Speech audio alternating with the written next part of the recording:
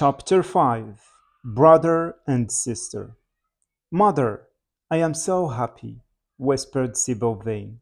I am very, very happy, and I hope you are happy too. Mrs. Vane did not look very happy. She was a small, thin woman who always looked tired. There was a lot of makeup on her face and on her dry, thin mouth.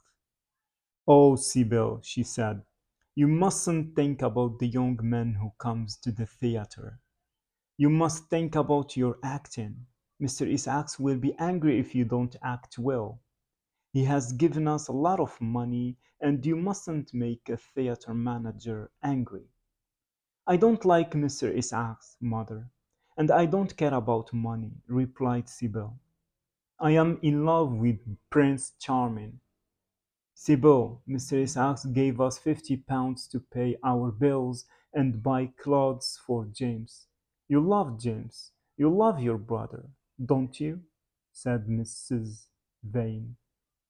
"Yes, of course I do," replied Sibyl.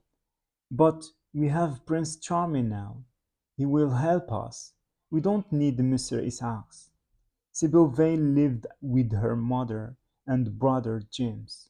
They lived in London, but they lived in a small house in the north of London, a long way from Harry's large, expensive house. It was the day after Sibyl had become engaged to Dorian. Sibyl and her mother were talking in their small living room. Sibyl said her mother, "You are too young to fall in love. We don't know anything about this young man.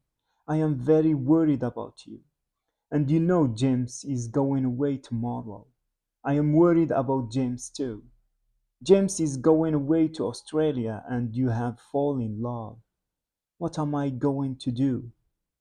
At that moment the door opened and James Vane came into the room.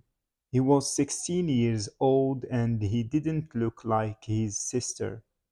Sibyl was small and beautiful, with shining brown hair. James was large, with big hands and feet. His hair was dull and dark. He smiled at Sibyl. "Let's go for a walk," he said. "I want to talk to you."